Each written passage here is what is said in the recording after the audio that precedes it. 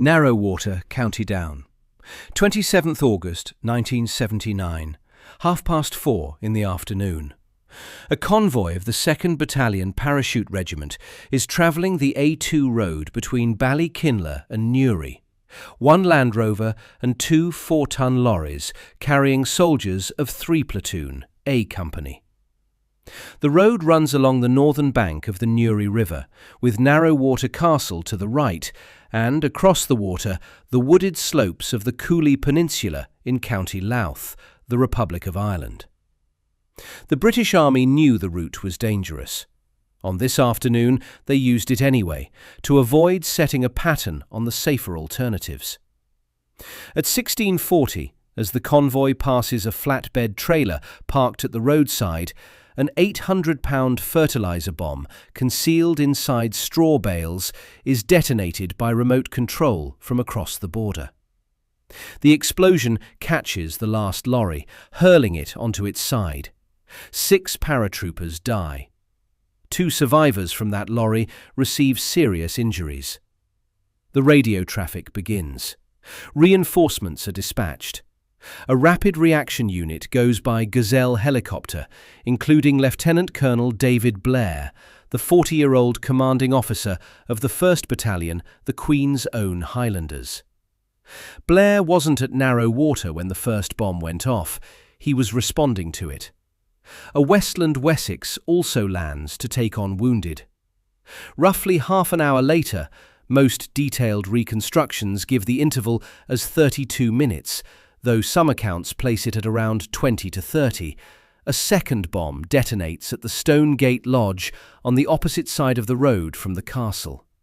12 more soldiers die, 10 from the Parachute Regiment and 2 from the Queen's Own Highlanders. Among them, Lieutenant Colonel Blair. Of his body, one account records only an epaulette was found intact. Brigadier David Thorne took it to a security briefing with Margaret Thatcher to, in his own words, illustrate the human factor. Also killed in the second explosion, Major Peter Fursman of 2 Para, age 35. Warrant Officer Class 2 Walter Beard, Sergeant Ian Rogers, 5 privates whose ages ranged from 18 to 23. In the first explosion, Private Gary Barnes, 18. Private Michael Woods, also 18. 18 soldiers in total. The deadliest single attack on the British Army during the Troubles. The Parachute Regiment's heaviest single incident loss since the Second World War. General Sir Mike Jackson, who arrived at the scene as a major after the second blast, later wrote about the construction of the ambush.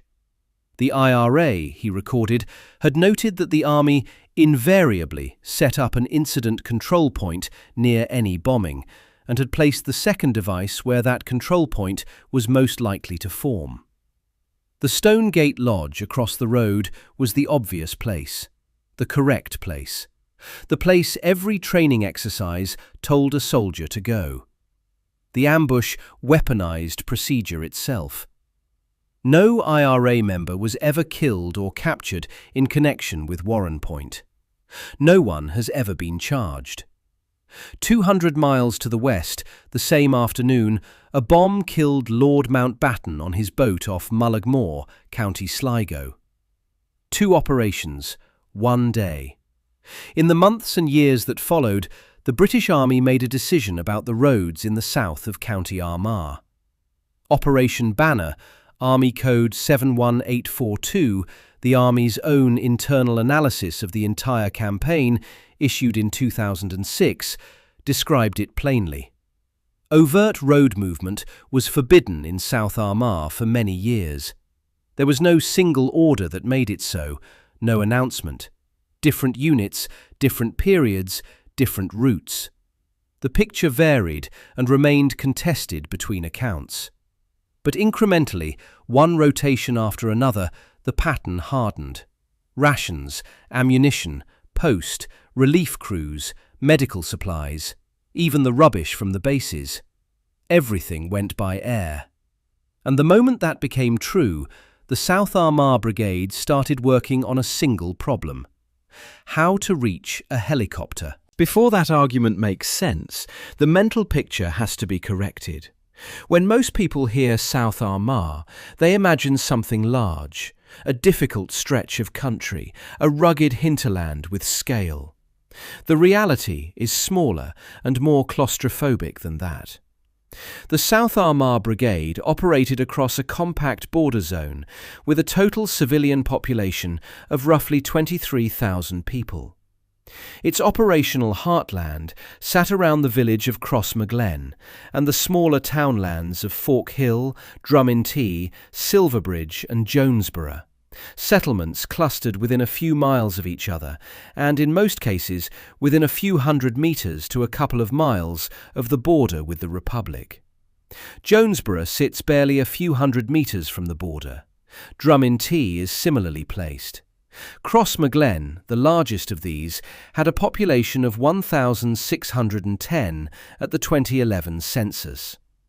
This isn't a mountain range, it's farmland.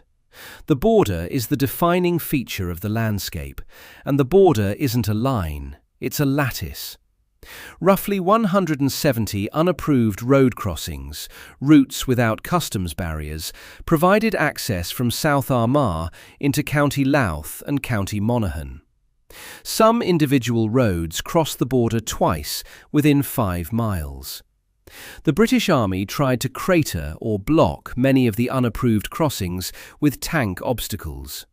There were too many. The practical consequence for any vehicle moving through South Armagh was severe. Every route in the area passed through terrain that had been mapped by people who lived on it or just across it.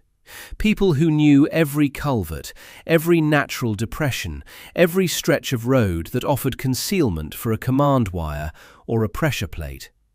A culvert bomb, placed in or beneath a road drainage channel and detonated from across the border or by a timer, was undetectable in routine driving and recoverable only through intensive search. In the lattice around Crossmaglen and Forkhill, where any given stretch of tarmac might thread in and out of Republic territory, a driver who took the most predictable route was offering a pattern to anyone watching. The shift was never instantaneous. What 27th of August 1979 did wasn't initiate the policy, but confirm that its logic was correct and remove any residual argument for reversing it. A 1993 academic study published in Health Services Management Research describes the position with clinical directness. The British Army regarded South Armagh as a threatening place, so much so that land transportation had been abandoned. Supplies and troops were moved in and out of the area by helicopter. Not reduced, abandoned. The helicopter in South Armagh wasn't a choice the British Army made. It was what remained after the choices ran out. Bessbrook, County Armagh. The town was built in the 1840s and 1850s by John Grubb Richardson, a Quaker linen industrialist, to house the workers of his flax spinning operation. Richardson's principles shaped the settlement's design. No pub, no pawnbroker, a community organised around work and chapel. The mill itself, constructed mainly between 1840 and 1859 in granite, designed to process flax through bleaching, spinning and weaving, ran for more than a century. Linen production continued at the site under Ulster weavers for years after military occupation began. The handover wasn't clean, and different accounts place the effective cessation of industrial production at different points. What isn't disputed is that by the early 1980s, Bessbrook Mill's function was unmistakable. Around 1970 and 1971, as the British Army needed a substantial base close to South Armagh, the mill complex was requisitioned and a helicopter landing area was established in the mill yard. From that point, Bessbrook became the logistical centre of gravity for British operations across an entire brigade area. Every unit rotating into Crossmaglen, Fork Hill, Silverbridge and the observation posts on the high ground came through Bessbrook Mill. Not most things, everything. A pallet of rations for Crossmaglen began its journey at Bessbrook. Ammunition boxes, mail bags, spare parts for vehicles and weapons, medical supplies, replacement crews for the watchtowers, Casevac runs, bringing the wounded back. Even the waste generated by the bases, which couldn't be left to accumulate or moved by truck, went out by air. Toby Harnden records this explicitly. Since the mid-1970s, virtually all military movement, including the removal of rubbish from security force bases, was carried out by helicopter. Veterans' accounts describe a helicopter landing or lifting roughly every 8 to 9 minutes at peak operating periods. The precise sortie figures lack primary operational documentation. No parliamentary record or MOD operational return with a verified daily figure has been made publicly available. But the Imperial War Museum holds archival footage of Bessbrook in operation that makes the scale visible. Lynx helicopters queued on the helipad, an armed guard at the gate, aircraft turning around continuously. BBC Northern Ireland, the LA Times, RTE, and Harnden in Bandit Country all describe Bessbrook as reportedly the busiest heliport in Europe. The claim rests on consistent attribution across journalism and veteran accounts, rather than a certified comparative ranking. What it describes, whatever the exact position, was an aviation operation running continuously for approximately 25 years. The aircraft types changed as the decades passed. RAF Westland Wessex dominated the early period, moving troops and equipment across the brigade area through the 1970s. RAF Puma entered the rotation. A Puma, serial XW233, was involved in a fatal accident on approach to Bessbrook Mill in November 1992, which establishes both the aircraft type and the hazard built into the base's approach corridors. Army Air Corps Lynx and Gazelle flew throughout. For heavy lifts, or for recovering a damaged aircraft from open country, RAF Chinooks. Royal Engineers deployed to the area in the 1980 rotation and left accounts of constant rotor noise, of a base that didn't sleep between flights, and where the perimeter announced less a protected position than an island in contested terrain. Not dangerous in the way of a firefight, the description goes, but dangerous in the way that has no obvious edge to it. The town outside Bessbrook lived with this as a permanent condition. The settlement sat beneath the approach and departure corridors. Residents heard helicopters taking off and landing low over the town every few minutes at the operational peaks, not occasionally, not in surges during named operations, but as the structural rhythm of the place. Local development documentation from the period records that 2 decades of flight operations left Bessbrook with long-term challenges that outlasted the conflict. A civilian who worked delivering cash to post offices across the area moved through South Armagh by road, as civilians still did. The experience, described in accounts from the period, involved a constant background awareness of isolation. The roads were theirs to drive, and the Army's helicopters overhead weren't incidental to that awareness. They were the announcement, every 8 minutes, that the ground below wasn't under military control in any sense the Army would have recognised as control.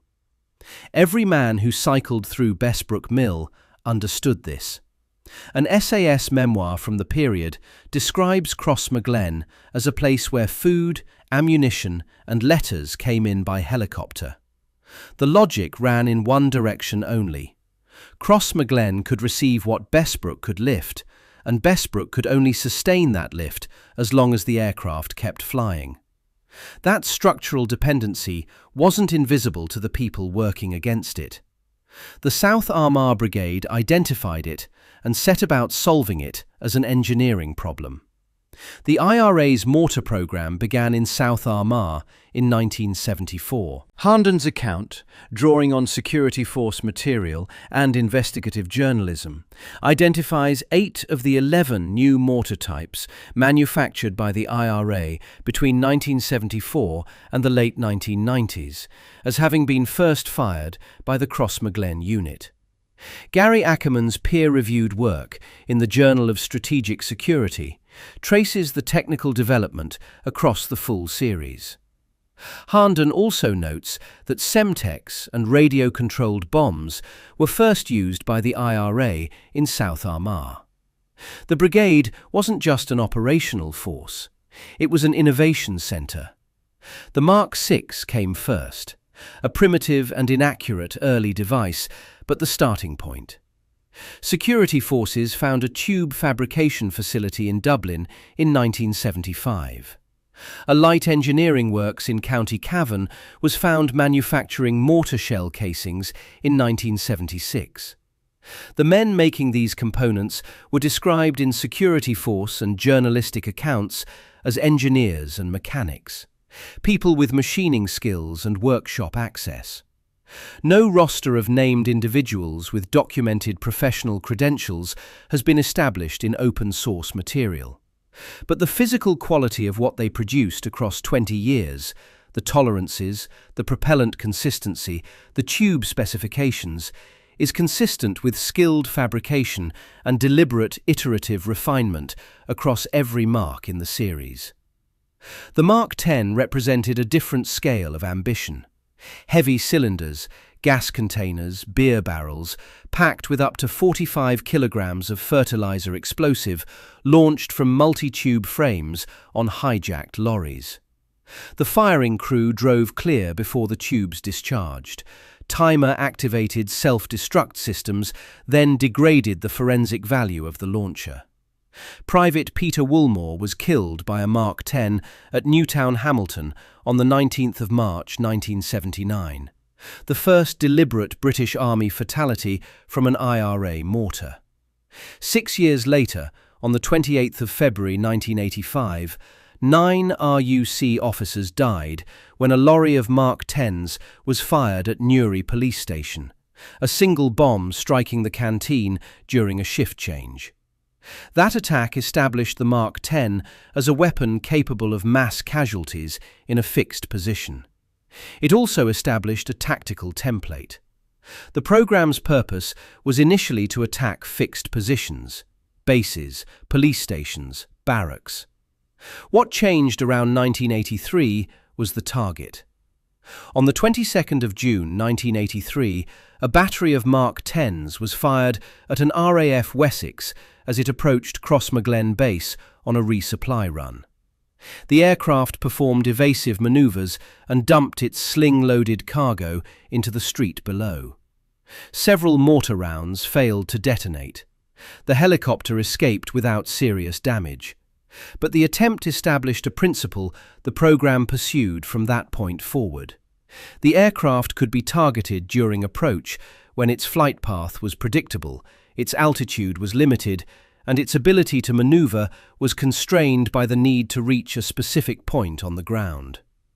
Approach geometry was the problem the subsequent marks were designed to exploit. A helicopter committed to landing at a South Armagh base couldn't arrive from an unlimited variety of angles. Terrain, perimeter obstacles, wind direction, and the physical layout of the landing area constrained the viable approach corridor. Once that corridor could be mapped consistently, it could be prepared in advance. Court proceedings arising from mortar attacks gave security forces much of their reconstructed technical understanding of the programme. Manufacturers, propellant chemistry, tooling specifications, and production sequences had to be forensically rebuilt from components recovered at attack sites and from production facilities found in the Republic. What those reconstructions showed across 2 decades wasn't improvisation. It was revision. Each mark addressed what the last one couldn't do. The Mark XII, entering service in 1991, was a direct fire weapon, horizontal rather than arcing, a flat trajectory system designed to intersect with aircraft on approach rather than loft explosives into a base from range. On the 2nd of August 1991, 3 Mark 12s were fired from a garage in Newtown Hamilton Town Centre at an RAF Puma landing troops at a nearby base. The explosions forced the aircraft to climb. No fatalities.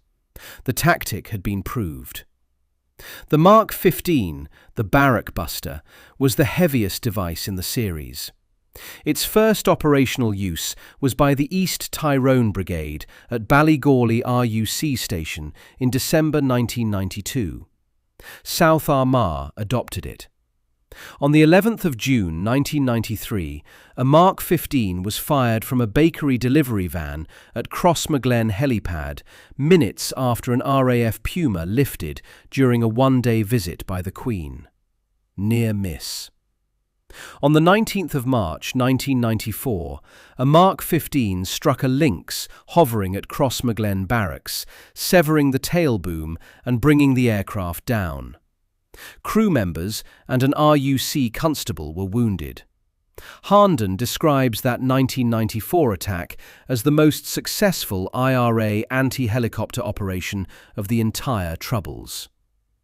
But 1994 is the culmination. The pivot, the moment the entire calculus changed, came 6 years earlier, and it came from outside the country. Between August 1985 and October 1986, 4 consignments of arms from Libya reached the Provisional IRA without interception. This is confirmed in Irish state papers and in Ed Maloney's A Secret History of the IRA. The vessels were the trawler Casamara, which made 2 deliveries in 1985, the same vessel renamed Cooler for a July 1986 run, and the oil rig support vessel Villa in October 1986. Those 4 successful deliveries included AK-47 and AKM assault rifles, RPG-7 launchers, FN MAG general-purpose machine guns, Semtex, and Soviet DSHK 12.7mm heavy machine guns. In November 1987, French customs intercepted the cargo ship MV Exund in the Bay of Biscay. A dial debate on the 5th of November 1987 placed the vessel's cargo on the official parliamentary record. Approximately 10 DSHK 12.7mm heavy machine guns, among roughly 120 tons of Libyan arms, alongside SAM-7 surface-to-air missiles, RPG launchers, AK-47s, and Semtex. The Exund was seized before it was unloaded. Its manifest describes what the IRA was trying to receive, not what it had already acquired. The DSHKs operational in South Armagh by 1988 came from the earlier successful deliveries, the Casamara and its successors. The DSHK was a Soviet-designed belt-fed heavy machine gun chambered in 12.7mm. Its armour-piercing rounds penetrated airframes that resisted standard small arms fire, and it remained effective against helicopters at altitudes where 7.62mm weapons became marginal. A RUSI analysis of the period confirms the Army's response. Flight profiles in South Armagh were altered, aircraft instructed to operate at medium altitude to reduce exposure to ground fire. British Army Aviation in Action, a specialist study of British military rotary operations, describes Army Air Corps helicopter crews in machine gun duels with IRA gunners in South Armagh. Not exchanges of rifle fire, but engagements between aircraft armament and crew-served heavy weapons on the ground. Before the Libyan deliveries, altitude was the answer to the ground fire threat. Fly higher, and most light weapons became marginal. After the DSHK arrived, the safe operating band compressed from below. The weapon didn't close the sky over South Armagh. It narrowed it, forcing aircraft into altitudes and approach corridors that the mortar program had been engineering to exploit from the other direction for 15 years. The first confirmed intersection of those two capabilities came in June 1988. 23rd of June 1988. An Army Air Corps Westland Lynx, serial XZ664, departs Crossmaglen for Bessbrook Mill.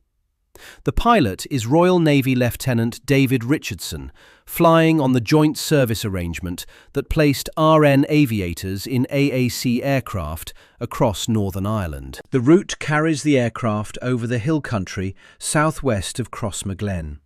Across terrain the Army does not patrol on foot. On Organduff Mountain, a South Armagh Brigade active service unit is in position at two separate firing points. 12 personnel, 2 DSHK 12.7mm heavy machine guns, 3 FN MAG general purpose machine guns, and AK-47 assault rifles. UPI's wire service report the following morning carries the IRA's own claim that armour-piercing rounds were used in the attack. The Lynx is struck by approximately 15 armour-piercing and incendiary rounds. Richardson crash lands the aircraft in open country near Cashel Loch Upper. One crew member is injured. The aircraft is later recovered by a RAF Chinook. Several published accounts describe the incident as a shoot-down. It was a forced crash landing. The aircraft was recovered and the crew survived. But an aircraft that goes down in open country under fire has been removed from the operational cycle in terms anyone who served there would recognise. The technical distinction matters less than what the attack confirmed. A helicopter could be engaged with heavy automatic fire, forced down, and the unit that put it there could withdraw intact. Multiple sources identified June 1988 as the first confirmed use of Libyan-supplied DSHK rounds against a British helicopter, with identification based on calibre impacts on the airframe.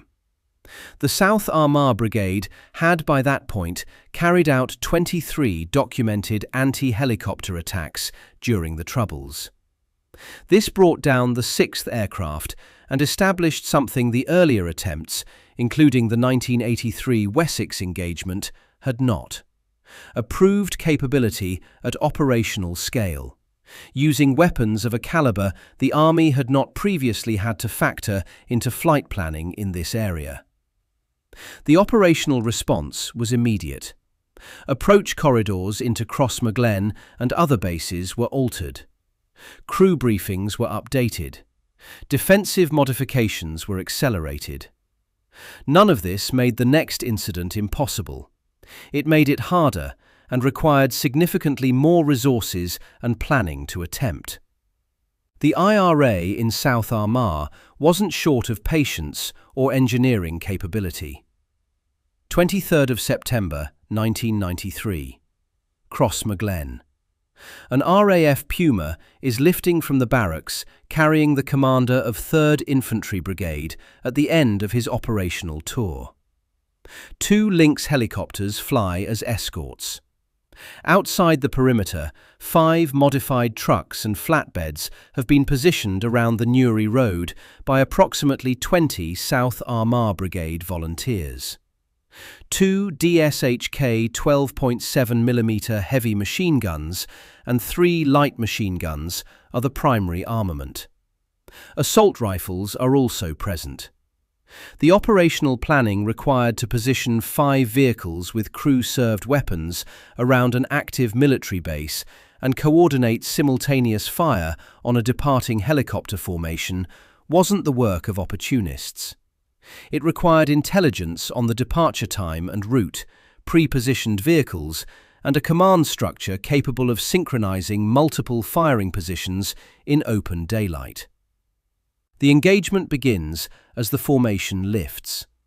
The Puma is struck almost immediately by at least one 12.7mm round and forced to climb out of the engagement.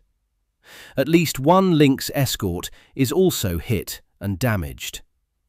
What follows is sustained fire in both directions. Helicopters firing from the air, IRA gunners returning fire from moving trucks along the Newry Road. British forces expend approximately 200 rounds from the air. The engagement lasts somewhere between 10 and 30 minutes, the exact duration varying between accounts. There are no fatalities on either side. All IRA volunteers escape. Security forces subsequently recover one DSHK, 2 light machine guns, and an AK-47 from abandoned vehicles. Some published accounts describe this as the Puma being shot down at Crossmaglen in September 1993. That conflation needs to be named clearly. The aircraft was struck and damaged, but didn't crash. The Puma that was brought down in South Armagh was a separate incident, a Mark 15 mortar strike near Newton Hamilton in July 1994. September 1993 is something distinct but arguably more significant in operational terms. A coordinated ground-to-air assault deploying 2 crew-served heavy machine guns against a helicopter formation in flight, sustained for up to half an hour, in open daylight, within a few hundred metres of an active British military base. The Army's own assessment describes it as the most intense gun battle ever in South Armagh. Contemporary television coverage described the absence of fatalities on either side as something close to a miracle. By 1994, multiple accounts of the period confirm the only reliable means of moving senior personnel safely across South Armagh and adjacent border areas was aboard troop-carrying Chinooks. The smaller aircraft were still flying the short lifts, the resupply runs, the observation post crew rotations. But the tactical acknowledgement of what the brigade had built was visible in the assets being used for the most consequential movements. The structural British response to the anti-aircraft threat went beyond altered flight profiles. From 1986, the Army constructed observation posts on the high ground that dominated the brigade area, a physical admission that the terrain between those elevated positions couldn't be held through presence, only watched. Stephen Taylor's Air War Northern Ireland specifically identifies the Gulf 40 watchtower at the summit of Crossleave Hill near Fork Hill. 308 metres elevation, the commanding high point over much of the operational area. Sustaining the position required helicopter resupply, placing it inside the very vulnerability it existed to reduce. Glassdrummen and further named high ground sites followed. 10 hilltop observation posts were eventually established across South Armagh. Security force records from the period indicate that between 1971 and the completion of the first watchtower sites, 84 members of the security forces were killed in the Crossmaglen and Fork Hill areas. In the years after, that rate fell to roughly a third. The posts worked. The cost of building them was an institutional admission that the territory between them, the farmland, the road approaches to Crossmaglen, the lanes around Fork Hill and Drummintee, wasn't territory the Army could secure through patrol. It was territory the Army could observe from above and react to within limits. That is a different thing from control. Operation Banner's 2006 analysis states that any loss of control of the air would have seriously impeded the conduct of security force operations. Written 30 years after helicopter movement became the established norm, this is the official document's formulation for a simpler truth. By the 1990s, air was the operational currency in South Armagh, and everything the Army could achieve on the ground, the Eagle patrols dropped from helicopters, the observation post coverage from Crossleave and Glassdrummen, depended entirely on maintaining it. The watchtowers on those hilltops were, in steel and prefabricated concrete, the same admission that was expressed in aviation fuel over Bessbrook every 8 minutes. Operation Banner closed formally on 31st of July 2007. British soldiers left Bessbrook Mill in June of that year. The site was handed back to civil authorities.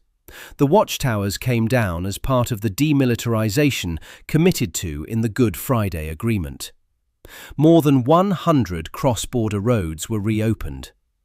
Between 1970 and 1997, the South Armagh Brigade killed at least 123 British soldiers and 42 RUC officers in an area with a total civilian population of roughly 23,000 people. The RUC recorded 1,255 bombings and 1,158 shootings within a 10-mile radius of the geographic centre of South Armagh during the same period. The brigade did this while retaining a battalion-level command structure the rest of the IRA had abandoned after repeated intelligence failures elsewhere. Sustainable in South Armagh precisely because the close rural community and the proximity of the border made infiltration difficult in ways it wasn't in Belfast or Derry. It achieved something no other insurgent organisation in Western Europe achieved during the same period. It forced a modern army deployed on its own national territory to cede ground movement permanently across an entire operational area, and to conduct all logistics, personnel movement and resupply by air for approximately 25 years. The response to that achievement, the mortar programme, the Libyan arms, the heavy machine guns on Oganduff Mountain, the 5 trucks on the Newry Road, wasn't improvised in any meaningful sense. It was engineered, revised and escalated across 2 decades by people working in farm buildings within a few miles of the border. The most visible single fact about the entire campaign in South Armagh isn't any individual attack. It's the mill yard at Bessbrook. That is where the argument lives, in physical form. There is an image people who served there come back to. Not an ambush site, not a memorial. A lynx or a Wessex lifting from the mill yard in the grey morning, the town spread out below it, doing what it did the morning before and would do the morning after. For 25 years, that was what the British Army's presence in South Armagh actually looked like. Not patrols on the Forkhill Road, not checkpoints outside Crossmaglen. A queue for a helicopter. The army held the sky over that ground until 2007. It never lost it. But holding the sky was never the objective. It was what was left after the objective became impossible. And every man who queued in that mill yard understood exactly what he was queuing for. He was queuing because the road outside wasn't his. If you served at Bessbrook Mill or Crossmaglen, name the year in the comments.